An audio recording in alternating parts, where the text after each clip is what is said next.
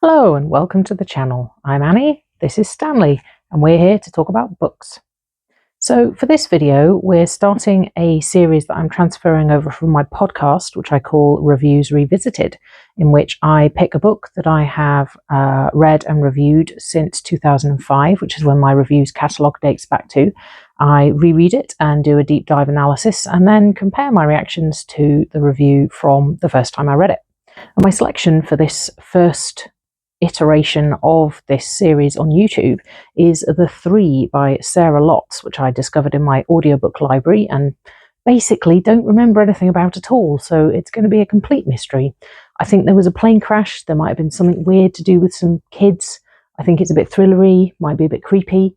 I'm listening to the audiobook because that's what I did the first time around, but before I get to actually reading some of the book, let's go and make some tea.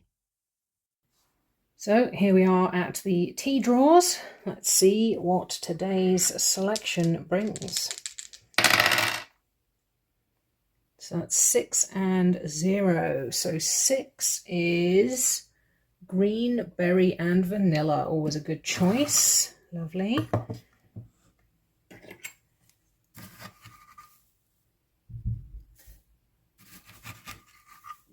Haven't used this teapot in a very long time. It's nice to see it back in rotation. There we go. Good old past me has already boiled the kettle. So here we go.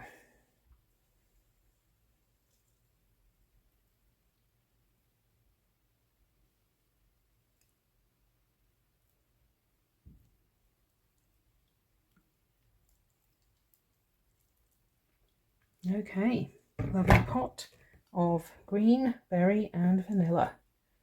Excellent. So now that I've got my tea, always important when reading to have tea to hand, I'm going to go off and start reading the book. I should say that I'm reading the book in April, which is the spring equinox semester for the magical readathon that I'm taking part in, which I will link in the description for anybody who wants to know more about that. And one of the prompts is for the illusion class, and that is to read a book that I was already planning to read in this month anyway. And since I have books scheduled for Reviews Revisited for about 2 years and more, that definitely fulfills that prompt. So I'm going to go and start listening to the audiobook of The Three by Sarah Lotz, and I'm going to come back when I'm about halfway through to give you an update and let you know my thoughts up till that point.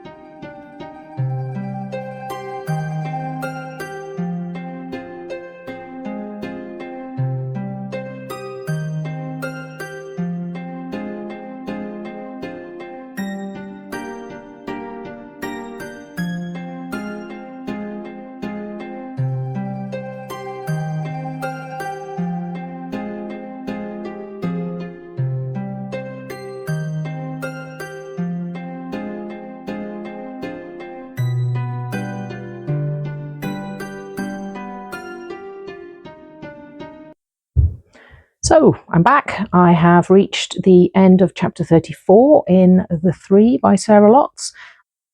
It's not quite halfway, but it's the end of a part, so I figured it would be a good place to take a break. I'm going to try and avoid spoilers in the main section of my thoughts, but I'll probably do a spoiler section at the end for anybody who's interested in that. So the book opens with Pam, a Texan woman who is on a plane to Japan to visit her daughter who is teaching there. And we get quite a lot of information about Pam in a small space of time. She thinks a lot about what other people might be thinking about her and whether she's bothering the people on the plane. She expresses some fairly stereotypical views about Japanese people. She's got quite a lot of internalized fat phobia about her own body, especially since she feels particularly big next to the Japanese passengers. But the suggestion is that a lot of her less than great attitudes actually come from her husband, Jim, who doesn't seem to be a particularly great person. She's worried about going on the trip. Jim has apparently said that she's not up to it and that it's stupid for her to go, but she's doing it. So, she comes across as being quite determined. And then things start going wrong. Things are going awry on the plane. And there's a really good, I think, presentation of where your thoughts might go in that situation. Yes, panic. Yes, fear. But also she thinks about an awful lot of mundane things, about her dog, about people she's left behind, things that people are going to find in her drawers in her bedroom and that kind of stuff. So it's very realistic. The biggest problem I had with the opening was that the female audiobook narrator's voice is very soft and very calm, and it's just completely at odds with what's actually happening in the story. So that was a bit jarring. There's a lot of great sensory detail, though, not restricted to sight. So there's a lot of sound, there's smells, there's a lot of sort of texture and sensation and what Pam is feeling in her body. And so, yeah, it was pretty dynamic opening as things go. I was starting to get horror vibes by the end of the first chapter and sort of thinking, what am I doing? Why was this in my audiobook library? I've definitely read it because I have a review from many years ago. And I'm just thinking, why did I read this book? How did this book get on my radar? Really don't know. Not quite sure whether I'm going to end up regretting this choice. One of the most interesting things about the opening section is it's the only bit of the book so far that's a normal third-person narrative from an outside perspective. So the rest of the book is extracts from books being written about the events, transcripts of interviews, podcast recordings, radio shows, all that kind of stuff. So it's very much mixed media, which I hadn't remembered.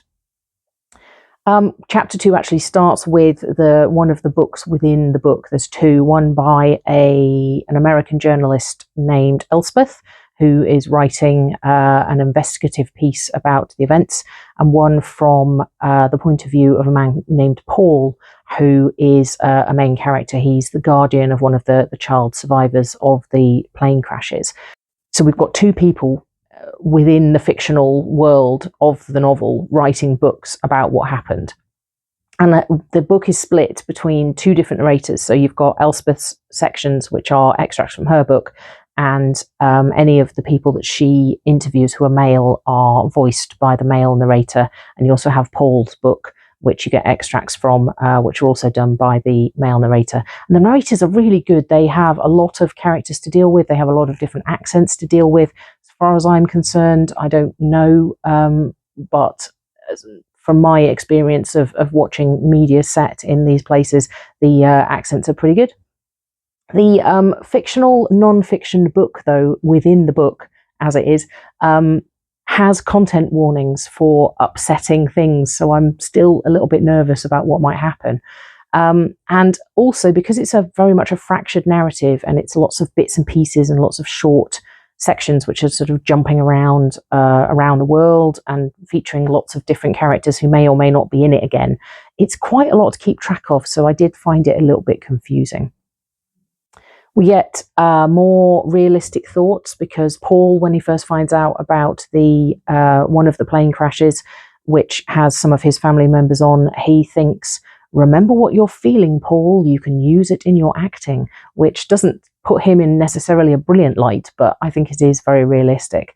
And there was something interesting also about sensory memory. So the grandmother of one of the child survivors talks about being on the phone a lot and being on hold, trying to find out what's happening and whether her daughter and her grandson have survived the plane crash.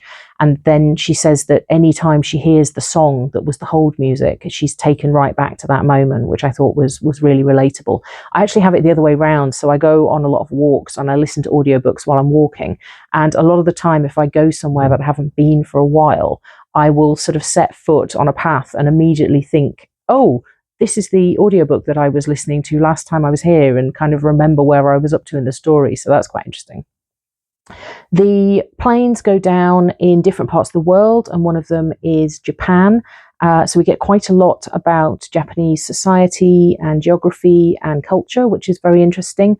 I think this book is probably the first time I heard about the forest in Japan, which is famous for mostly young people going there to unfortunately kill themselves. They have wardens in the forest who are there to patrol and try and talk people out of it if they come across them, and also let the authorities know if they come across any bodies. So that's quite sad.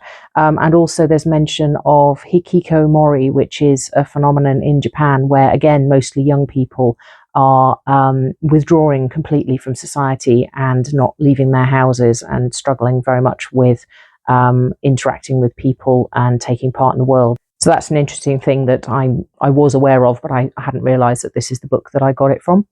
I also think it's really quite realistic, the sort of global attitudes and responses to the plane crashes. So there's an awful lot of conspiracy theories going around. There's end times hysteria that features quite strongly, because there's a pastor from Texas who was the pastor for Pam, who died in the Japanese crash. And he's quite a big character, and he's sort of putting about all of these different weird theories. And Elspeth, the journalist, makes a comment in the book which says, "Space will not permit me to include extracts from all the conspiracy theories websites that sprang up after Black Thursday." So I think that's quite realistic in terms of how people would react to this massive thing that's happened, and is quite strange. I would say my main criticism so far, at about almost halfway through, is that it's very slow. And for a thriller with sort of supernatural horror vibes hanging around, it's actually kind of boring.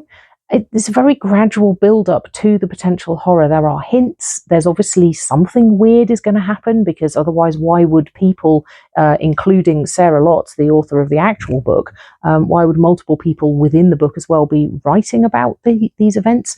But, you know, it's all very oblique. At one point, the start of part 3, one of the kids is brought home to live with his grandparents, and I thought, oh, something might happen. And then suddenly his mum's best friend is giving an interview about his mum designing hats in college, and it's all just so completely irrelevant and doesn't really move the plot forward. There was one, thus far, up to about halfway, there's been one kind of scary bit, which is pretty much designed to press all my horror buttons, which I did not enjoy at all. But I had Stanley with me, so it was okay. And it's only been one moment. So in the first 50%, the planes crash, the kids survive, people talk about it endlessly, and that's it. So I'm really not quite sure whether it's suddenly going to ramp up or whether it's still going to be very much slow burn. But maybe I should be glad it's not more horrifying, because I really don't like being frightened. So actually, yes, a bit of a relief that it's not been more horrible. In terms of diversity, which is something that I often look at when I am reviewing books, it's quite an international story. So the planes go down in Florida, Portugal, Japan, and South Africa. But I have to say the main focus of the story and most of the characters are UK and US based, so it is still quite a Western focus. There's a lot of varied female characters, both sympathetic and unsympathetic. The book opens with Pam. You've got one of the kids is a girl. The others their stories are mostly narrated by the grandmother and a female cousin of the Japanese boy. The journalist, obviously, who's writing one of the books is a woman. One of the child psychologists is female. So it's quite balanced in terms of the variety of the characters and the split between male and female focus. Paul is openly gay, though there's a suggestion when he's talking about his relationship with his twin brother Stephen that his brother's not particularly supportive of that and often makes sort of off-colour and borderline offensive comments. Paul says, "I didn't take offence, that was just the kind of relationship we had," which, you know, doesn't seem that great to me. There's a lot of casual stereotyping, even from some of the sympathetic characters, particularly the white American characters. Talking about Asian children being pretty and black women aging well. Paul is pretty much a snob. He does admit it, but he talks about his sister-in-law's family in very disparaging terms, who are working class. and he makes friends with some of the relatives of the other victims of the plane crashes, and some of them are working class, and even though they're very supportive and he claims to be close to them, his language when he talks about them is quite disparaging, which is a bit disappointing. Then there are the Southern Baptist characters from Texas who do not come across very well, and also the East End Chav characters, Paul's sort of related by marriage family members, who are openly racist and homophobic all the way through, which obviously is meant to be there for presenting them in that particular way, and also exploring attitudes and aspects of response to the crash. Paul is also attacked in the media because of what one of his family members is saying about him not being suitable as a guardian for the girl Jess. So he's attacked in the media for being gay, and also his history of mental illness is brought up and attacked as well.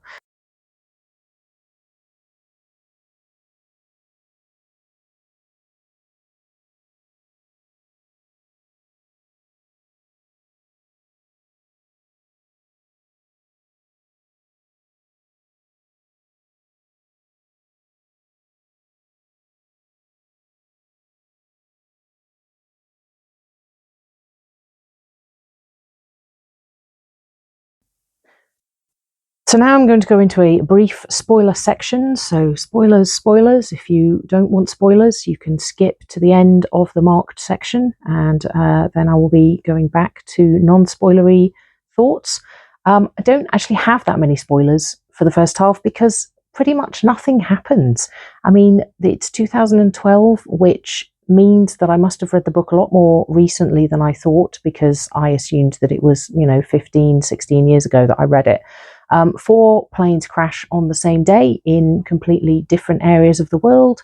There are 3 child survivors, which is why the book is called The Three. So I'm assuming important things are going to happen related to the kids, but not really so far.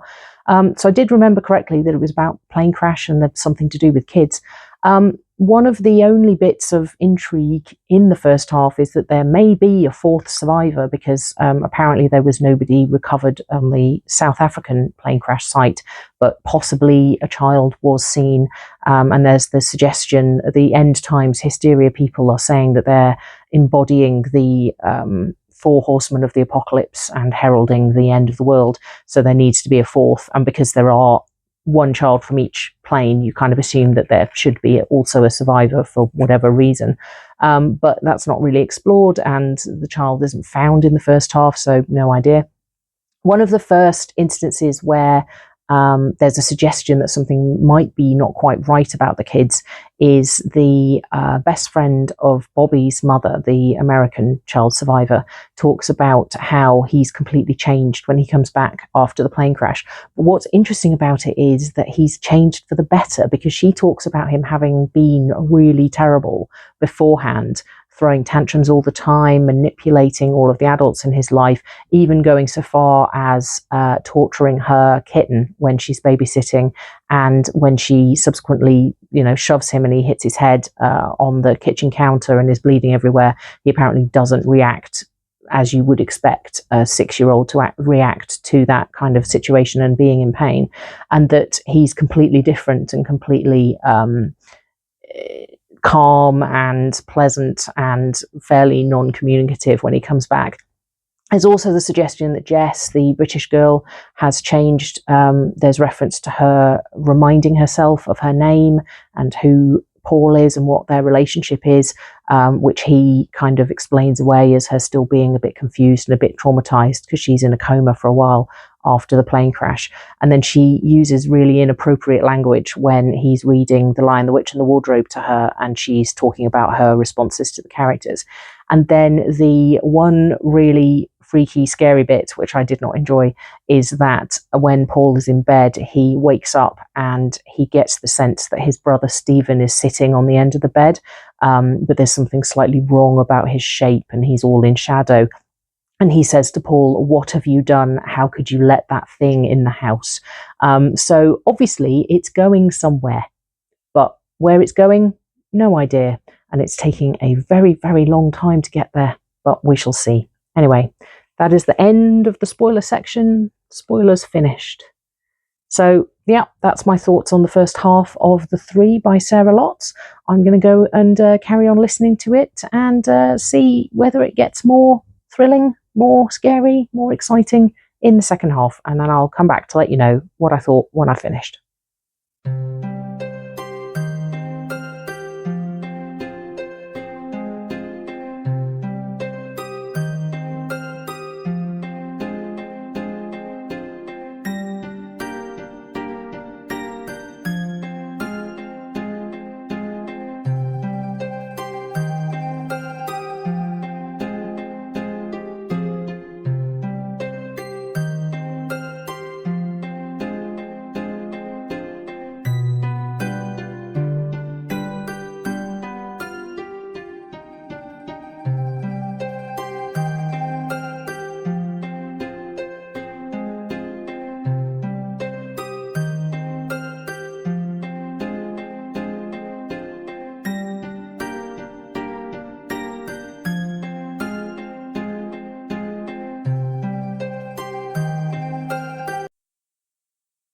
Okay, so I'm back and I have finished listening to The 3 by Sarah Lotz. And here are my thoughts on the second half, which was pretty similar to the first half, really. So I don't think I have a huge amount to say. It pretty much continues in the same vein with lots of different characters reacting to the situation. We get very intermittent hints of weirdness and potential doom. We do get a bit more about what's happening with the kids now that they've come back to where they're living after the crash, but not a huge amount. And it's just really dragged out. It was kind of annoying. There's an awful lot of characters and interviews going, if only I had known then what I know now, kind of really clunky foreshadowing and foreboding of things to come. And I don't know that we really get a decent payoff, but some aspects of the writing I thought were pretty good. There was one interview with one of the Texans talking about Pastor Len, who has been the one who's fired up everybody about this end times narrative where the kids are meant to be embodying the four horsemen of the apocalypse. And when this guy was interviewed by the journalist, he said that he'd always considered that Pastor Len was all hat and no cattle. So I thought that was quite amusing. Paul in the UK, Jess's uncle, I thought the deterioration of his mental state was portrayed very well. His dead brother keeps visiting him at night, and the smell of the rot gets stronger and stronger, and he can't really see him. I thought there was going to be a jump scare payoff of that, but that didn't happen, which was good because I don't like jump scares, and I'm not that keen on the idea of creepy dead people sitting on your bed. But that was the only kind of even remotely scary bits which actually worked out for me. I was apparently on edge while I was listening to this throughout the few days that I was listening to this, though, because there was one evening where I always go to bed much earlier than my husband Dave. He's much more nocturnal than me, and I woke up in the middle of the night and I went to the loo and he was not in the bed. So, and that was not unusual in any way. So I got back in bed and I was lying there and I was thinking, oh no, this is bad. I'm sort of thinking about the book and I'm thinking about people coming into the room and I'm a little bit nervous and oh, this is going to be really bad if I can't get back to sleep and I'm just lying here for hours and hours.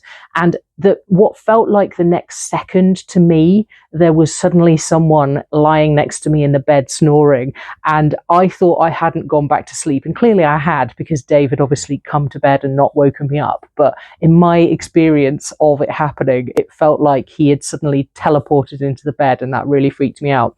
And then a couple of days later, I woke up in the middle of the night again, which is not unusual for me. And I thought, oh, I should write a note about that in my little notebook for reviewing this book. And I switched the light on and I was writing about being scared by Dave suddenly appearing. And he obviously saw the light on and was concerned, and he popped his head into the room to ask if I was okay. And I just yelled and nearly fell out of bed because I was so tense. So it obviously did have, the atmosphere was obviously there, even if the payoff didn't really come through. There is a long section at the end, which is the journalist Elspeth talking about the aftermath of everything and what's happened in the 2 years since the plane crashes. And she kind of itemizes all of the different aspects that could potentially be supernatural and all of the arguments for it being some kind of alien event or end times event or something supernatural, and then itemizes all of the reasons why that might not be true and all of the possible rational explanations for everything. And I just thought that was really unnecessary. I mean, can't the author trust the reader to have figured that out for themselves? It wasn't hard. It was, all fairly obvious stuff. It kind of ends how it starts, with a section of perfectly normal third person narrative, but it's from the point of view of Elspeth the journalist rather than Pam in the plane crash. And that was kind of it, really. So I think, it's possible that it might have been supernatural. It's possible that it might not have been supernatural. Maybe we'll never know. In terms of diversity, we found out that Elspeth the journalist is also gay, but that was only revealed in that last section where she's sending her notes to her ex-girlfriend. And otherwise, there was an awful lot more homophobia and racism and all sorts of horrible things talked about, and attitudes presented by the characters that we're not supposed to like. So that certainly wasn't the author's view. It was just giving a range of perspectives, which was quite good. So now we're going to go into the spoiler section. So if you do not want spoilers for the end of The Three by Sarah Lotz, jump ahead to when the border disappears. In terms of what the kids actually do, it's not a lot. Bobby, the one in America, potentially wakes his grandfather up from his Alzheimer's, although it's intermittent and not permanent. He also possibly takes away night terrors from a girl at his school. Hero, the boy in Japan, lots of the relatives of the people in the plane crash visit him, and he tells them whether or not their loved ones suffered. Jess is continually happy and a little bit creepy with it. Paul decides to record her playing with a school friend, and she makes it obvious at the end that she knows that the recording device is there. And she also comes into Paul's bedroom in the middle of the night and tells him that she's the one who's given him the dreams of his dead brother Stephen visiting him. But the problem with it is that, well, I mean, it's not really a problem, but the point, I guess, is that there's all of these people who are saying these things about the kids being different and reporting various things that may or may not have happened. But it all could still be in people's heads. I mean, Paul is obviously massively deteriorating and believes, or may not believe himself, that he has a psychotic break at the end. And everything else, it could be people sort of putting significance on things after the fact, or trying to cash in with the media with information that may or may not be true. It's made absolutely clear that the books within the book are unreliable as narrations, because it's revealed that certain things have been left out, certain things have been changed from what was actually true, certain things have been added in. So you can't really trust anything. And it's never really confirmed one way or the other what happened. The kids all die, or do they? I mean, who knows? Pastor Len has a lot of followers around the place, and one of them goes to New York to try and shoot Bobby, and is prevented, but then Bobby dies in a car crash when he's being taken to a safe house by the FBI. Hero supposedly gets shot by an American soldier stationed in Japan, who's also been influenced by Pastor Len, connecting with him online. And Jess, Paul, her uncle, actually stabs her to death, apparently trying to dig out a chip that may or may not have been planted in her by aliens. So, but then there's rumors that they haven't died. The one in South Africa, Kenneth, is supposedly found, and supposedly his DNA is tested, and then it turns out that that wasn't true and it wasn't really him. So it's all very oblique, and it's not confirmed one way or the other, which is fine. I mean, I don't always need all the answers in books. It's just this kind of book where the whole thing was a build up to what may or may not have happened, and then it's not actually confirmed. There is one section right at the end, the last couple of minutes of the audiobook, is a section of Hero. Is it Hero? Well, one of the kids anyway. at the site of the plane crash, watching Pam die from the beginning, and it plays out slightly differently. And the suggestion is that it's some kind of endless time loop where whatever entities are possessing the children are playing out events over and over again with slight variations just to see what happens. So, it's all a bit nebulous, but it was pretty good. But yeah, if you're looking for a specific horror vibe, if you're looking for specific speculative aspects, you're not going to find it here because nothing is confirmed one way or the other. But that's not necessarily a bad thing, depending on what you're looking for, really. So that's the end of the spoiler section. Spoilers finished. So overall, it was easy enough to listen to. I was never at a point where I wanted to give up on the book. It was a bit frustrating how drawn out it was and how nothing was ever really explained. But, I thought it was pretty good. It was very well put together. The narrators were excellent. I'm going to give it 3 stars. Solid read. Enjoyed it. So now we get to the bit which you may or may not have been waiting for. I've definitely been waiting for it, where we find out what I thought the first time around. First of all, we need to double check when actually I read this book the first time around. Let's see what the magic spreadsheet says. And it says July 2018. Now that is a surprise because I was expecting it to be, up to 10 years earlier than that, based on how I have absolutely no memory of having read this book before and how it even got onto my radar. So that's a bit of a surprise. So now we need to find my original review from July 2018. You'd think that I would remember a book that I only read 6 or 7 years ago, but apparently not. My brain is mush. Okay, here we go. So, looking back, this is what I said about The Three by Sarah Lotz in 2018. The Three by Sarah Lotz is presented as a non-fiction account of a fictional event, which is an interesting way to approach a novel. It's a compilation of interviews, news articles, chat room transcripts, official reports, and voice recordings, with a framing narrative by the journalist who has pulled it all together into a coherent tale. And that tale is of the 3 child survivors of 4 planes crashing on different continents on the same day. It's very well constructed, and I thought the reportage style was very effective, especially in the audio version, where the 2 narrators, one male, one female, took on all the characters and made them all distinctive and interesting. I also think it's a compelling and believable extrapolation of what would happen in this circumstance in terms of media attention, reactions of the families, crazy theories, and the development of cults. It's a chilling picture of a world gone mad, and I particularly liked the fact that the reality of this situation is kept ambiguous until the very end. I didn't have a problem with the ending as such, but I thought it was a shame that the framing narrative was broken in the very last section, making that not part of the fictional non-fiction book, as it were. But it generally worked, and I really enjoyed the book as a listening experience. I finished it in a week, which is quick for a 14-hour book, and I consequently did a lot of extra walking, which can only be a good thing. Yup, 2018 me, very good point. Always love walking and having compelling audiobooks to encourage me to get out of the flat. So nothing particularly exciting or revelatory in that, I'm afraid. It's pretty much exactly the same as I thought this time around. But anyway, so, I've enjoyed doing a deep dive of this book. I hope you have too.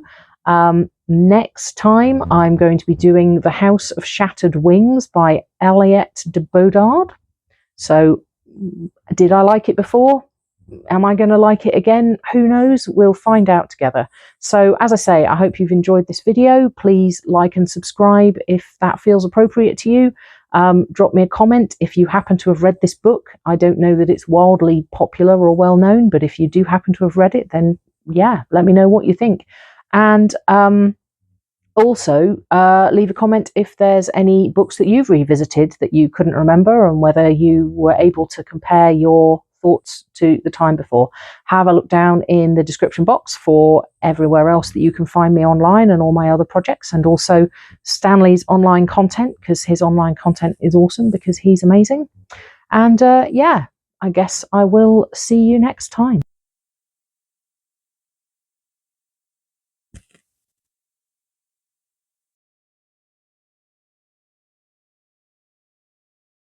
Bye for now.